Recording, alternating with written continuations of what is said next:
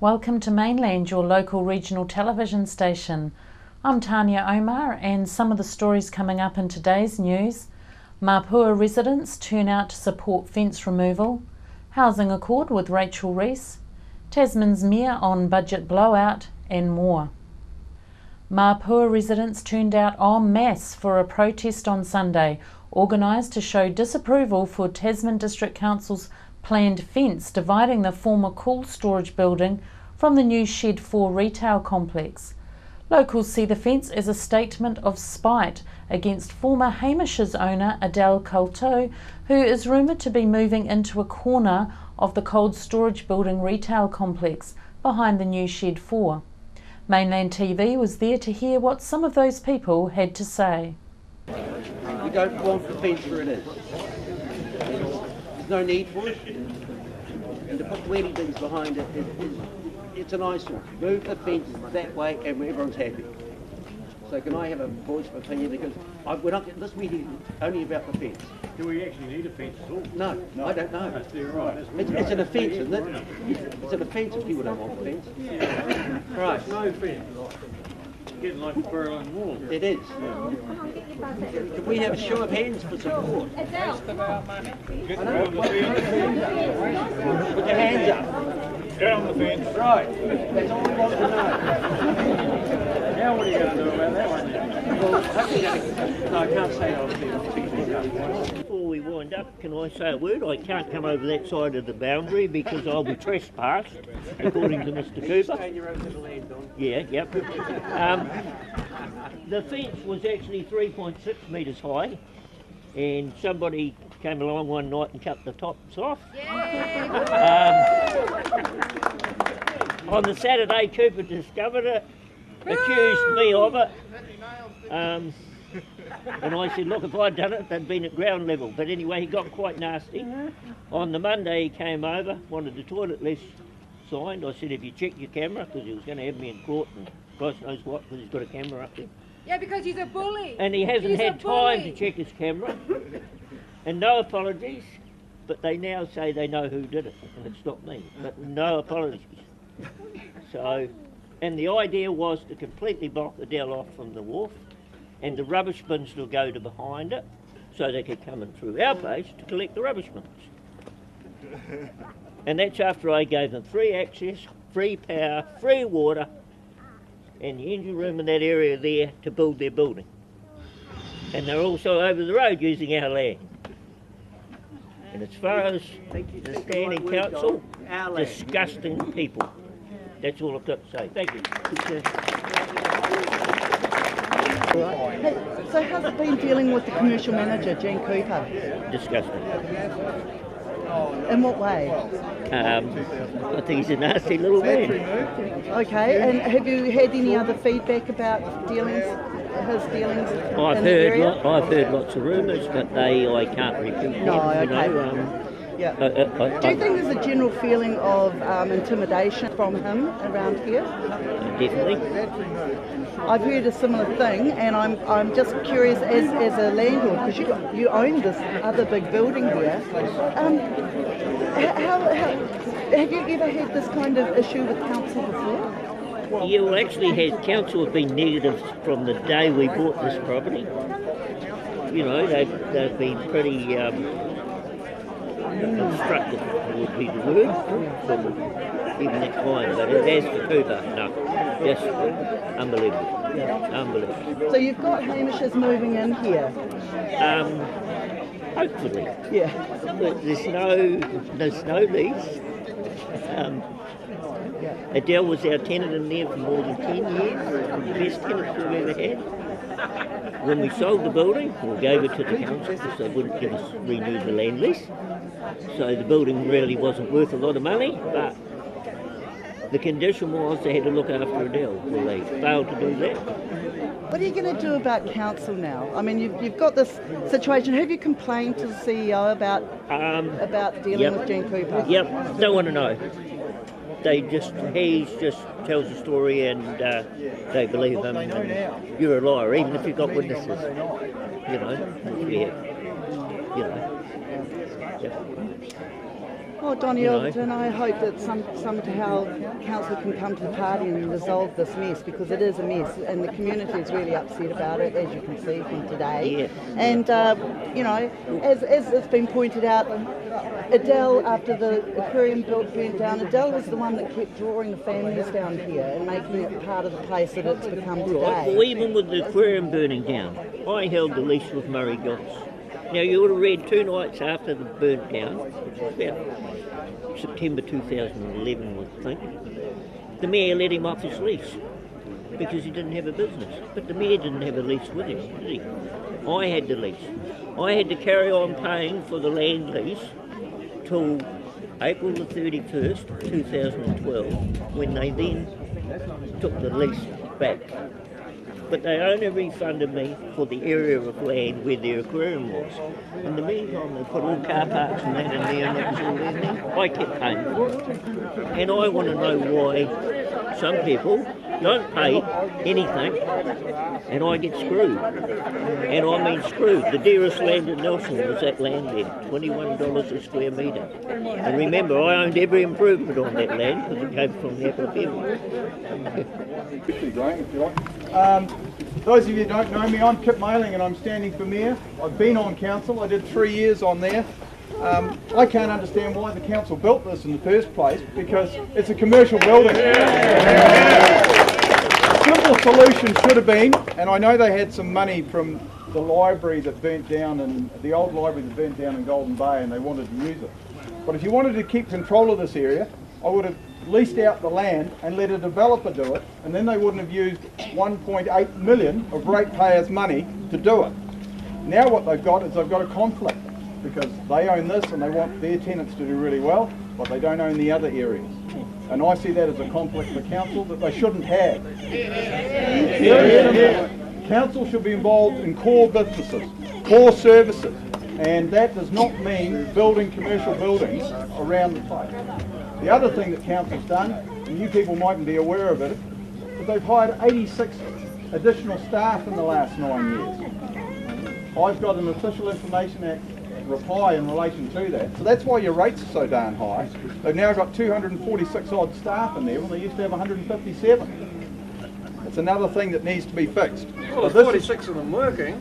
How many? 46 out of 46. 246. Yeah, but this shouldn't have happened, and I've got to say the councillors themselves didn't know this was going on until it was brought to their attention, because staff do things without telling the councillors, and that's an issue. As one of the locals here, Annie, what do you think about the fence? I think it's disgusting. Okay, so what brought you down here today? Well, I wanted the fence to go. I'm really sick of the council. They keep saying things they're not doing. There's people here that are afraid to come down because they're afraid for their livelihoods. So a lot of us came down for that reason.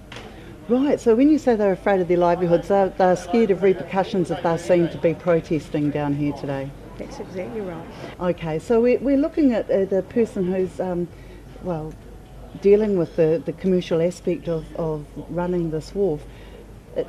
What would you do? What would you say? Would you give them a 9 out of 10 or a 10 out of 10 for great public relations? What would you give them? -6. Okay. All right. So, and the fence, of course, it's supposed to be hiding the service lane. Is it fit for purpose? Absolutely not.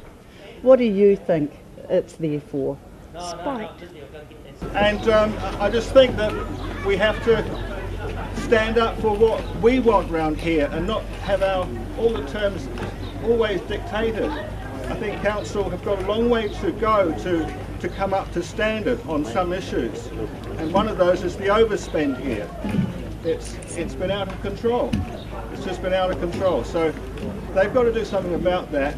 We expect to have proper answers and proper accountability when the June 30th report comes out. So we await that time. Otherwise we don't know quite what's going on here. We know that what's here will stay here until then, and we hope that it'll go after that. Thank you. Chrissy Small spoke to Tasman Mayor Richard Kempthorne on Monday about the Mapua Wharf budget blowout. Richard Kempthorne, Mapua Development, blown budget. That was quite a surprise to Council, I hear. Yeah, it was a real surprise for Council, and it came through with the projected end-of-year reporting. It was a real shame that we hadn't had a report ahead of that which actually explained why what makes up all those figures. Okay, so the procedure, what would normally the procedure be when it comes to overspending like that? Normally if there's overspending coming, there'll be a report that comes through and a request or an approval of the budget for increased spending. And that didn't happen in this case, and it was a real shame.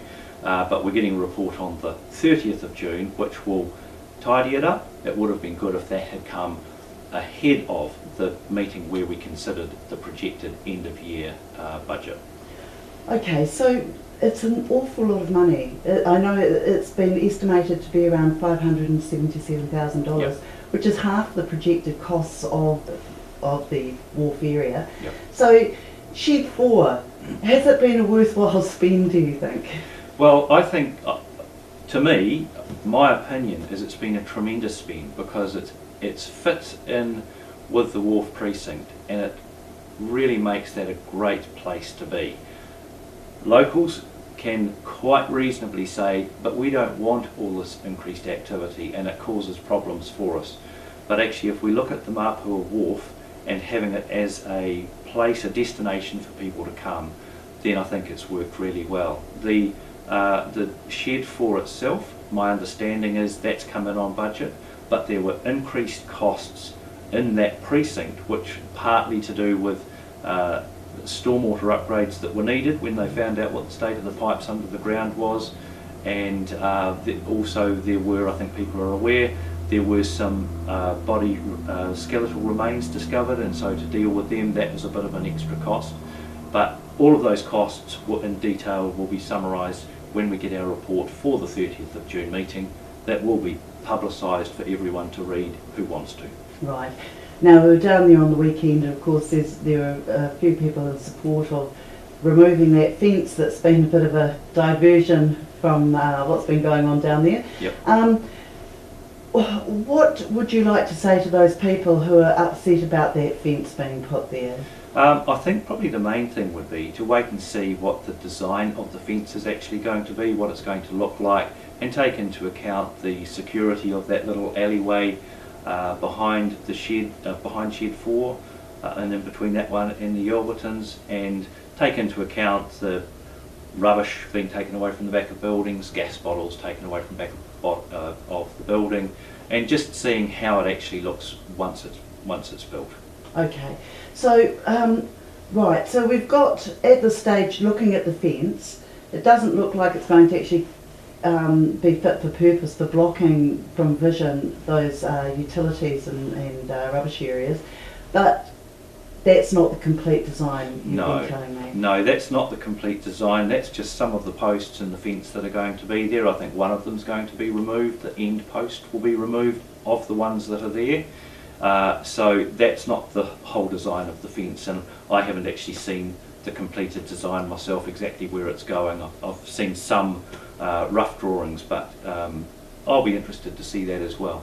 Will the community get a chance to see the rough drawings so they can also have some input? That's a good question. I don't think so. I don't think it's going to be a community design fence. It's going to be something that is that's fit for purpose, not too in everybody's face, doesn't block views of buildings, of different buildings overly. It does give some protection for the tenants in Shed 4, but overall it's designed to fit in with the whole precinct. The cost overruns, where does the buck stop on those? I mean, if the report's due out, if it is deemed that some of the spending was unnecessary, where does the buck stop? Well, the buck stops with the council, and so because we have to approve levels of spending.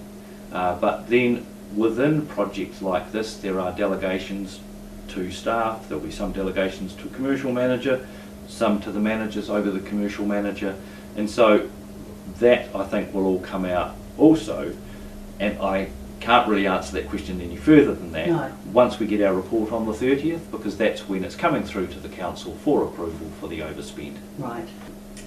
Rates. Will this affect ratepayers, this budget blowout? How will that affect them, if there's any effect at all? No, it won't affect ratepayers at all. So this was reported as part of the projected end of year reporting, and that reported a several $1 million surplus overspend. So it's taken into account with the surplus. Okay. So there's no additional cost to ratepayers. Right. Now, Richard, we'll be talking in another week, I would imagine, about other issues down at the wharf, so we'll just leave it there. That'll be great. Thank you. Thank you, Chrissy. Public discontent over the handling of the Betts car park development has seen council come under fire. Betts car park is listed as a special housing area, which fast-tracks developers through council process. The Housing Accord, signed by government and council last year, has a mandate to address housing affordability in our region. We spoke with Mayor Rachel Rees about the seriousness of keeping our young people in our region, and is what is being said actually being done? Are these housing areas actually addressing housing affordability? Housing affordability is an issue, whether it's around emergency housing, and there is an issue with that at the moment around the country, or actually if you're a first home buyer getting started on the ladder. And in Nelson we've watched prices move up, not as dramatically as Auckland, and we haven't got the shortages that Auckland have, but we're a growing region. And I'm watching our population change, so we've got more 1 and 2 person households, and people try to find smaller places to live. And the great thing about this special housing area and the Housing Accord process we've got is it gives us the flexibility to provide more of smaller households, more comprehensive development. On the whole, smaller means less expensive to build and more choice for people in the market. So that's one of the advantages. The other part of this, and I know this is a long answer to your question, is we've watched land in Nelson be land banked for many years, and what the Housing Accord is doing is it's encouraging people who've got that land to come in and talk to us and move forward their developments to get both buildings and sections onto the market. And the more supply we have, the more opportunity there is for price competition and choice for people buying. So when we see an apartment block getting built, like at Betts car park, the cynic in me would say, well, that's a win-win for developers and friends of developers. How is that going to address housing affordability? It's going to do two things. So it's going to create more supply in the market. So this is about creating supply. And some of the people that might move into those apartments, they're certainly not at your first home buyer market. They're not intended to be that, and you'd never expect that in what is prime CBD real estate. I mean, that's just unrealistic. But what it is going to do is it creates more supply. Some of those mums and dads who are living in 3 and 4 bedroom homes that actually don't want to be there mowing the lawn anymore might move into those apartments and free up those homes for people coming through the property ladder. Again, maybe not at the start, but maybe the next step in the ladder to get into the Nelson market. And I know I'm hearing from people who are trying to move into our region, coming down from Auckland, coming up from Christchurch, who have got children wanting to enter primary school. They're looking around trying to find a family home. We need more of those on the market. So it's getting the market moving through, it's providing choice. And in the case of Betts car park, what it's also doing is creating a community for the CBD. And we think that's really important because a CBD needs people. It needs people living close, walking, cycling, building a community. So it's not just good for housing, it's actually good for commerce as well. You mentioned before about free speech and being open to the public. Why was part of the meeting around the Betts car park development, why was one of those meetings a closed meeting? If you're one of the people that's gone through the process and put in an expression of interest, the only fair thing to do is to evaluate those proposals against the criteria that we'd set, and to introduce other criteria like a public opinion poll would be really unfair, a really unfair process. So we had to do that in public exclusive because money's involved. So we had people offering to buy the land, and that involves negotiation, and we don't do that in a public process, and we never do. Okay. One of the residents felt she was just given the final design that was picked by council, and she felt that the locals didn't have a voice in what they would like to have seen, getting built over the road.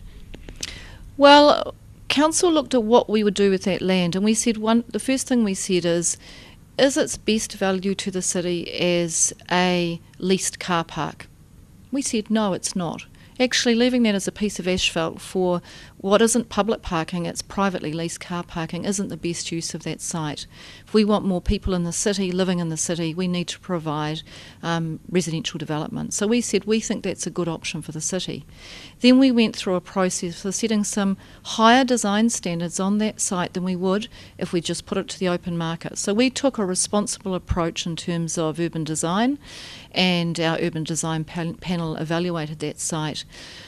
But I think it's unreasonable to think that if I said to my neighbour in my street, you want to sell your land and I want to have a say about exactly what style of house you put on that or who you sell it to, I don't think that's a reasonable outcome, because you'd never get agreement. I mean, I might like a pitched roof, you might like a flat roof. It would be an impossible exercise doing a public opinion poll on design. When Mainland asked the Mayor if council was on track with the targets set around the special housing areas, she gave a 2-minute politician's answer to the question, which didn't actually answer the question. So we asked her again. In 10 seconds, are we on track? I saw there was a goal of 720 dwellings in 3 years. I think we're, as a council, actually really doing the best that we can. And the thing I've enjoyed about this is I've watched Nelson City Council staff actually get to sit down with developers and work collaboratively, cooperatively, think about what the outcome that we're all trying to achieve, which is a choice of housing styles in Nelson, really good urban design, sustainable building, and using our land resource to the best ability that we can, because the last thing we want to be doing as a population is spreading and spreading and spreading further out onto that productive land of the Waimea Plains. So these are good options for us.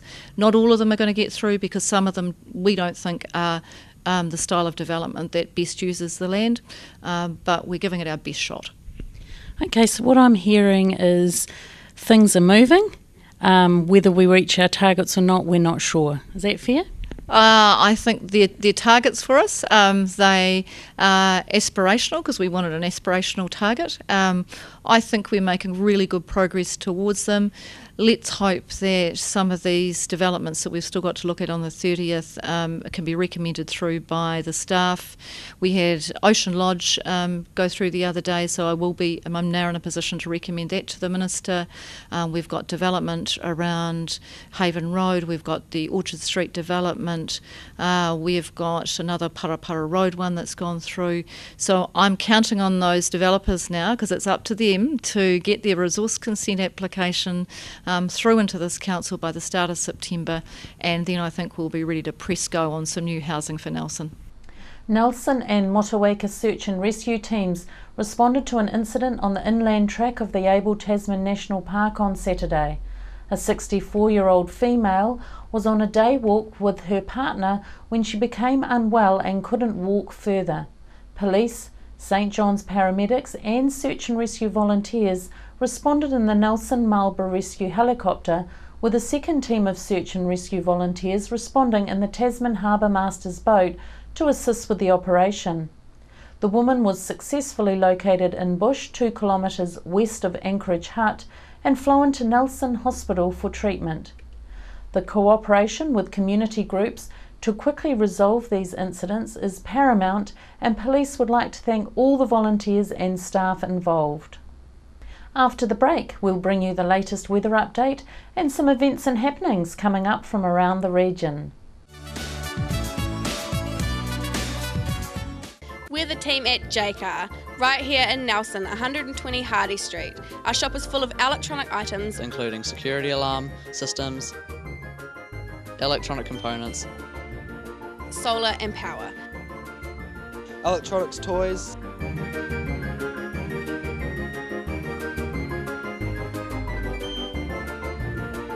sound systems, cables, and much, much more.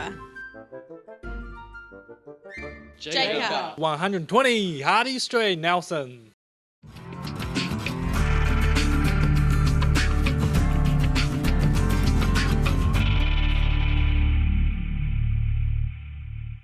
Hi there, Julian Toon, Waimea Telecommunications.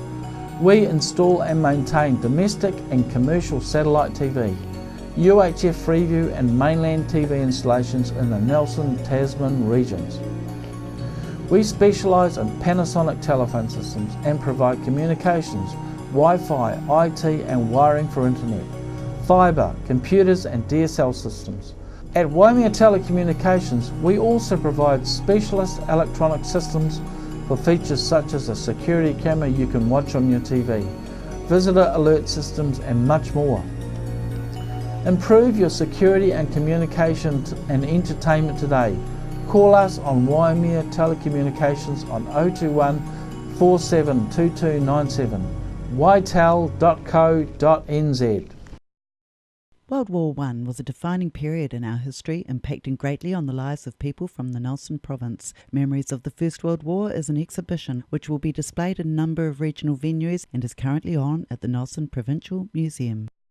Why would you want to pay as much as $1,000 for a single bed mattress when you can buy a high quality locally made mattress like this for as little as $220? And a queen size mattress could cost you in excess of $3,000, but at Nelson Beds you could have a mattress like this as low as $425. So why would you go out and spend a fortune on your child's bedroom when you can come to Nelson Beds and buy a complete single mattress and base set, a 7-drawer Scotch chest, a headboard and a 3-drawer bedside cabinet for as little as $979? So call and discuss our custom manufacturing options and local after-sales service at Nelson Beds, Nelson's only bedding manufacturer.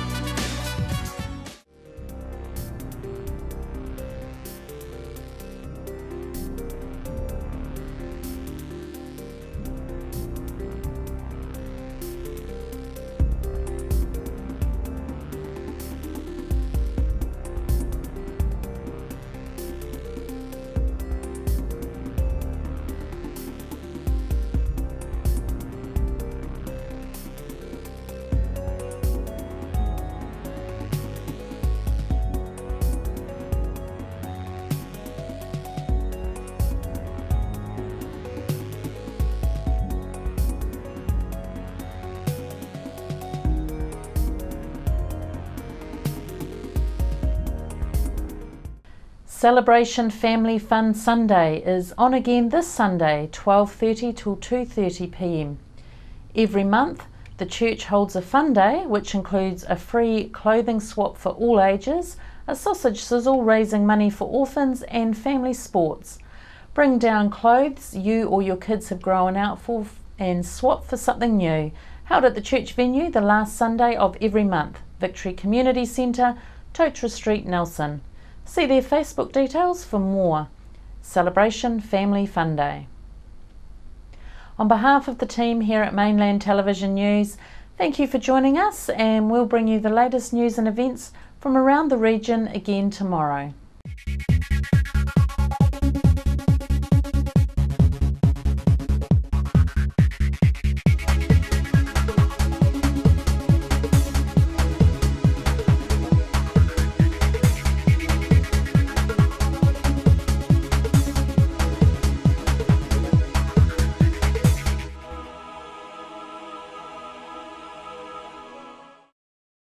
Supporting local content so you can see more of New Zealand on air.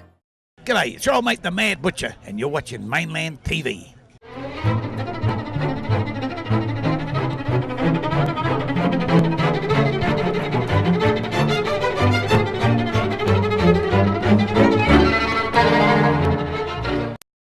Nelson Tire Center, great prices, great service.